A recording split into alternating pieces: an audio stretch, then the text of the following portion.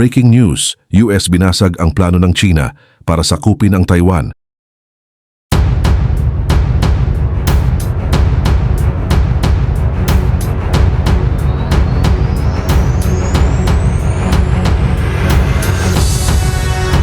Sa hindi inaasahang pagkakataon ay muli na namang binasag ng Amerika ang plano ng China sa gagawin nitong pananakop sa Taiwan. Bagay na ikinadismaya at ikinagalit mismo ng Beijing kung saan ayon mismo sa tagapagsalita ng China na isang act of war ang ginawang hakbang ng Amerika.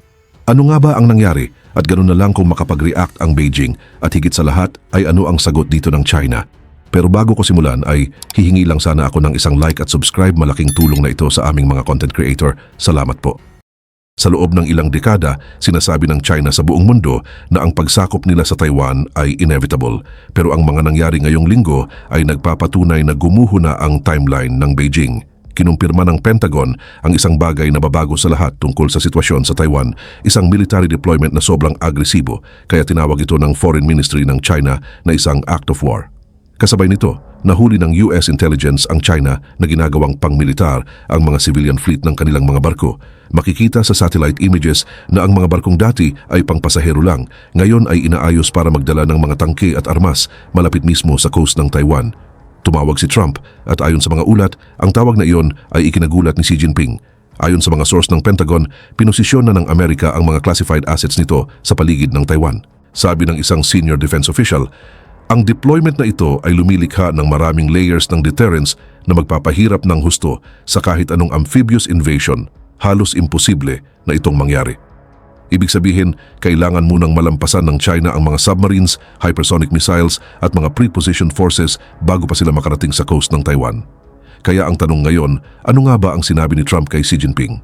At bakit biglang sinasabi ng mga Chinese generals sa Beijing na sarado na ang window para sa invasion?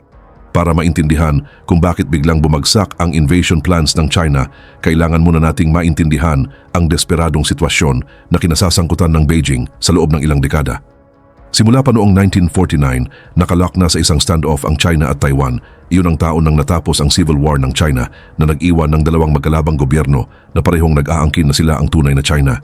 Nakuha ng Beijing ang mainland habang ang Taiwan naman ay nagtago sa isang maliit na isla 80 milya mula sa coast. Pero habang abala ang China sa pagbuo ng pinakamalaking militar sa buong mundo para mabawi ang tinatawag nitong breakaway province, gumawa naman ng kakaibang diskarte ang Taiwan, isang diskarte na walang nakapansin noon. Sinakop nila ang global semiconductor market. Sa ngayon, gumagawa ang Taiwan ng 72% ng mga pinaka-advanced na computer chips sa buong mundo. Lahat ng AI breakthrough ay nakasalalay sa mga chips na tanging Taiwan lang ang kayang gumawa. Ang ChatGPT, ang self-driving system ng Tesla, pati na rin ang mga classified military AI ng Amerika, lahat ng ito ay tumatakbo gamit ang 3nm chips ng TSMC na literal na walang ibang kumpanya sa buong mundo ang kayang gawin. Hindi Intel, hindi Samsung, at lalo na hindi China. Ang AI race na magtatakda kung sino ang magiging susunod na global superpower ay dumadaan lahat sa mga pabrika sa Taiwan. Ang TSMC lang mismo ay mas malaki pa ang halaga kaysa sa pinagsamang 10 pinakamalalaking kumpanya ng China. Hindi lang naging kakampi ang Taiwan. Sila ang mas pinahahalagahan ng Amerika kaysa sa kapayapaan. Sila ang naging gatekeeper ng AI dominance. At iyon ang naging insurance policy ng Taiwan. At ngayon, kumilos na si Trump. Inaprubahan niya ang pinakamalaking defensive deployment mula noong World War II. Ayon sa ulat ng Defense Scoop, kaka-approved lang ng Pentagon sa tinatawag nilang calibrated build-up. Kasama rito ang mga hypersonic missiles na kayang tamaan ng Beijing sa loob ng 4 na minuto. Pero simula pa lang yan. Sa unang pagkakataon mula noong 1979, ang US Special Operations Forces ay ipinoposisyon na mismo sa loob ng Taiwan. Ayon sa isang opisyal ng Pentagon na nakausap ng CNN, hindi ito tungkol sa mga advisor o trainer. Ito ay mga combat-ready units na may full operational capability. Inilipat din ng US Navy ang mga Virginia-class attack submarines sa paligid ng Taiwan. Bawat submarine ay may dalang 40 Tomahawk missiles. Sabi ni Trump, alam ng Beijing kung ano ang mangyayari kapag may ginawa silang kalokohan habang ako ang nakabantay. Pero ang nakakapanibago rito kumpara sa mga naunang administrasyon ay hindi lang nagbabanta si Trump ng resback, na deploy na niya mismo ang retaliation force. 3 taon nang naghahanda ang China para sa invasion, pero 3 araw lang ang ginugol ni Trump para gawin itong imposible. Pero bakit nga ba ganun kadesperado ang China na umatake ngayon hanggang sa ginagawa na nilang warships ang mga passenger ferries? Ibinunyag ng US intelligence ng isa sa pinakanakakahiya na military preparation sa modernong kasaysayan, 70 civilian ferries, mga barkong karaniwang pangturista, ang palihim na inaayos sa mga state shipyards para lagyan ng reinforced hulls at mga rampa ng tangke. Ayon sa ABC News, makikita sa satellite imagery na ang mga ferry na ito ay nagsasanay gamit ang mas kakaibang bagay, mga floating piers na gawa sa interlocking barges na parang Lego blocks kapag pinagdikit. Gumawa ang mga Chinese engineers ng mga platform na umaabot ng 800 metro papasok sa dagat. Bakit? Dahil mayroon lang 14 na beach sa Taiwan na pwedeng paglapagan ng mga sundalo at alam ng China na bawat isa doon ay mahigpit na binabantayan. Ayon sa isang classified Pentagon report na nakuha ng mga military analysts, tinawag nilang embarrassing D-Day rehearsals ang mga ganitong pagsasanay dahil ipinapakita nito ang mga pangunahing kakulangan ng China sa amphibious capability. Dagdag pa ng ulat, sinusubukan ng mga pwersang Chino na punan ang kakulangan nila sa military landing craft sa pamamagitan ng pagko-convert ng kahit anong lumulutang. Pero eto ang totoong revelasyon, dapat sana ay lihim ang mga conversion na ito. Akala ng China, maititago nila ang pagbabagong ginagawa sa buong civilian fleet nila. Pero nakikita ng mga commercial satellites ang lahat. Bawat ferry, bawat pagbabago, bawat practice run. Hindi pa magiging handa ang mga barkong ito hanggang sa late 2026. Ayon sa mga leaked documents, mismo ang mga military assessment ng China ang nagsasabing kailangan nila ng hindi bababa sa 300 vessels para sa isang matagumpay na invasion. Sa ngayon, 70 lang ang meron sila at alam ng Taiwan eksakto kung anong barko ang mga iyon. Kaya ngayon, naipit ang China.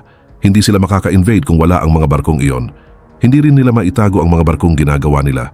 At ngayon, dahil sa mga deployment ni Trump, kahit maging handa pa ang mga barko bukas, hindi pa rin sila makakatawid sa strait, pero hindi military force ang pinakamalakas na sandata ng Amerika. Gusto mong malaman kung ano talaga ang kinatatakutan ng China, ang economic weapon na hawak ng Taiwan, at hindi ito tungkol sa mga ordinaryong computer chips. Ang pinag-uusapan dito ay ang mga chips na magtatakda kung sino ang mananalo sa AI war. Ang TSMC o Taiwan Semiconductor Manufacturing Company ang gumagawa ng mga chips na sobrang advanced na literal na 15 years nang nahuhuli ang China.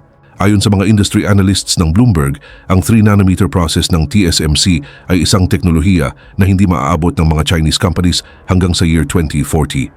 Pagdating ng panahong iyon, gumagawa na ang Taiwan ng 1nm chips na hindi pa natin kayang i-imagine ngayon. Kung wala ang mga chips ng Taiwan, babagsak ang buong tech sector ng China. Patay ang Huawei. Hindi makaka-operate ang ByteDance, imposibleng magpatuloy ang kanilang military modernization program.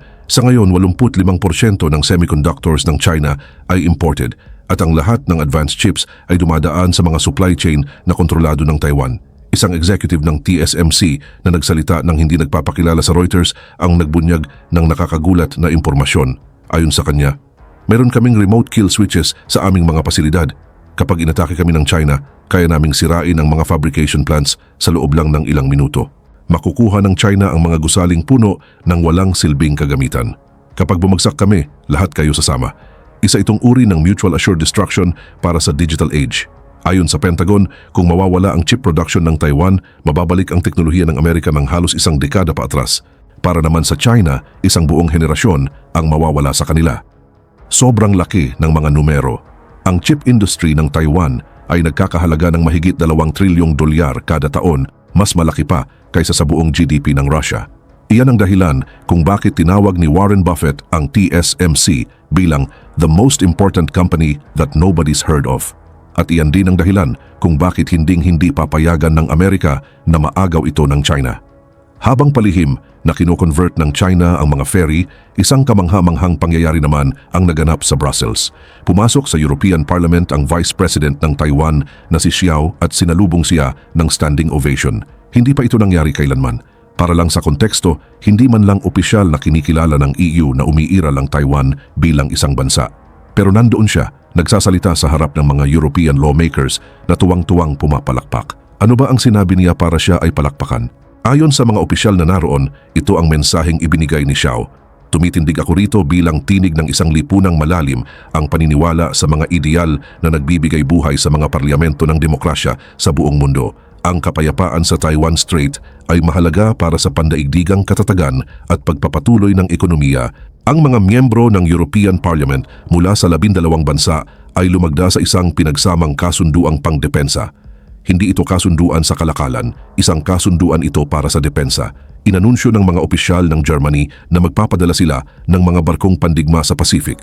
Pinapataas naman ng France ang bilang ng mga submarine patrols nila, kahit ang maliit na bansang Lithuania ay humaharang na ng mga pamumuhunang galing sa China. Pero ang totoong nakakagulat ay kung ano ang nangyayari sa mga tinatawag na kakampi ng China. Ang Russia, ang pinakamahalagang kasosyo ng Beijing, ay nauubusan ng kagamitan sa Ukraine imbes na tulungan ng China na maghanda para sa Taiwan. Ayon sa mga intelligence report mula sa Royal United Services Institute, dapat sana ay magbibigay ang Russia sa China ng mga amphibious assault vehicle at pagsasanay. Pero ang nangyayari, ang Russia na mismo ang nakikiusap sa China para sa bala. Kakapirma lang din ng India ng kasunduang pangmilitar sa Taiwan, hindi pangkalakalan kundi militar. Ipinahayag ng Japan na dodoblehin nila ang kanilang defense spending, partikular para sa mga sitwasyong may kinalaman sa Taiwan. Nagbibigay naman ang South Korea ng impormasyon tungkol sa galaw ng mga barkong pandagat ng China. Maging ang Vietnam ay nag-aalok ng daungan sa Taiwan sakaling may emergency. Akala ng China na na-isolate na nila ang Taiwan sa diplomatikong paraan. Pero ngayon, nasasaksihan nilang nagkakaisa ang buong demokratikong mundo sa pagsuporta sa isang isla na, sa teknikal na termino, ay hindi pa nga opisyal na kinikilalang bansa. Ayon sa isang diplomat ng Europa na nakausap ng Financial Times, na-realize namin na kapag nawala ang Taiwan, mawawala rin sa demokrasya ang ika-21 siglo. Hindi iyon katanggap-tanggap, kaya bakit hindi na lang maghintay ang China? Bakit nagmamadali sa pagpapalit ng mga ferry at sa nakakahiya nilang mga ensayo sa dalampasigan? Dahil kasi may pangako si Xi Jinping. Ipinangako niya sa mga mamamayang Chino na muling magbubuklod ang Taiwan sa ilalim ng China pagsapit ng taong 2049, ang ika-100 anibersaryo ng People's Republic of China. Pero ayon sa mga lihim na dokumento ng Communist Party na lumabas sa Western Intelligence, ang tunay na deadline ay 2027. Ito ang bangungot ng China na nagsisimula ng maging totoo. Bawat araw na nananatiling malaya ang Taiwan, mas lalo itong lumalakas.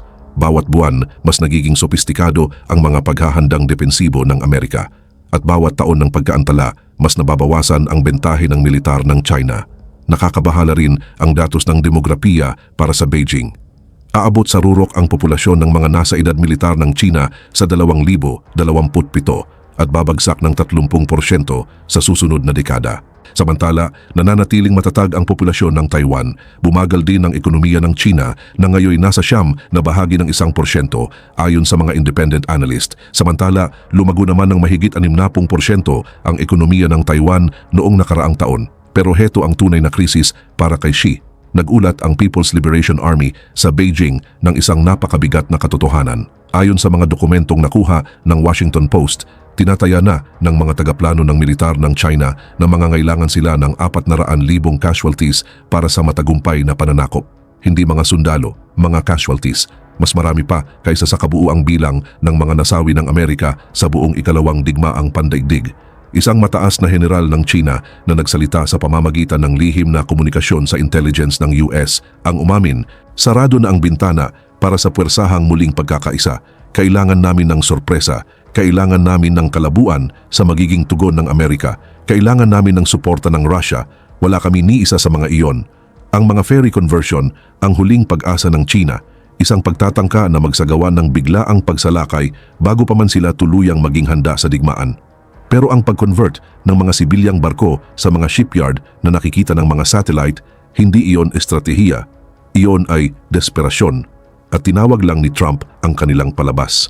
Ang tawag sa telepono noong linggo sa pagitan ni Trump at Xi ay nagbago ng lahat. Ayon sa mga source na pamilyar sa pag-uusap, hindi nagbanta si Trump. Naglahad lang siya ng mga katotohanan. Ang puwersa ng Amerika ay nakapwesto na, naiposisyon na ang mga kagamitan, nakatuon na ang mga kakampi. At sa kanya sinabi ang mga salitang nagpayanig kay Xi. Hindi namin sinusubukang pigilan ng China, pinoprotektahan namin ang teknolohikal na infrastruktura ng malayang mundo. Hindi na ito tungkol sa kalayaan ng Taiwan, tungkol na ito sa pagprotekta sa pundasyon ng pandaigdigang ekonomiya. Tungkol ito sa pagpigil sa isang teknolohikal na madilim na panahon. Tungkol ito sa pagtiyak na ang artificial intelligence ay umuunlad sa ilalim ng mga demokratikong lipunan, hindi sa ilalim ng authoritarian. Ayon sa bagong Pacific Strategy ng Pentagon na ibinunyag sa mga dokumentong galing sa Defense Scoop, itinuturing na ngayon ng Amerika ang Taiwan bilang central na node sa tinatawag nilang kill web. Lahat ng sistemang sandata ng Amerika sa Pacific ay konektado sa komunikasyong pang-infrastruktura ng Taiwan. Lahat ng intelligence ay dumadaan sa mga satellite ng Taiwan. Lahat ng operasyon sa cyberspace ay nagmumula sa mga server sa Taipei. Sa madaling sabi, hindi na lang kakampi ng Amerika ang Taiwan. Isa na itong bahagi ng mismong depensang sistema ng Amerika. Ang pagkawala ng Taiwan ay hindi lang nangangahulugang pagkawala ng mga chip. Ibig sabihin nito ay pagkawala ng buong arkitekturang depensibo ng Pacific. Isang strategist ng Pentagon ang nagsabi ng direkta, "Ginawa naming napakahalaga ng Taiwan sa pambansang seguridad ng Amerika kaya't ang pagtatanggol dito ay hindi na pagpipilian, ito na ay pangangailangan." Para bang ang banta ng China ay katumbas na ng pagbabanta sa paglusob sa Hawaii. Kaya saan na napunta ang China? May 70 kalahating na convert na ferry na nakikita ng lahat. May planong pananakop na kailangang tumawid sa 80 milyang karagatang binabantayan ng mga submarine ng Amerika.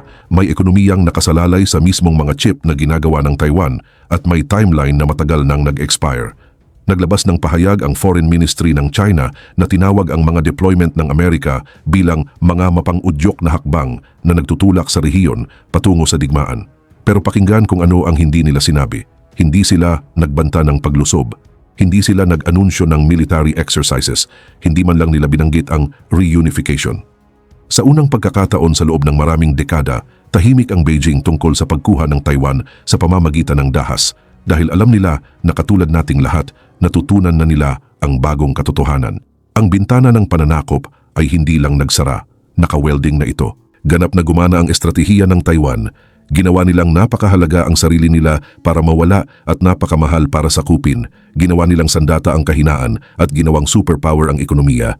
At pinatunayan nila na sa ika-21 siglo, kung sino ang may hawak ng mga chip, siya ang may hawak ng mundo. Akala ng China, laro ito ng paghihintay. Ang hindi nila alam, laro pala ito ng pagbabago. At panalo na ang Taiwan.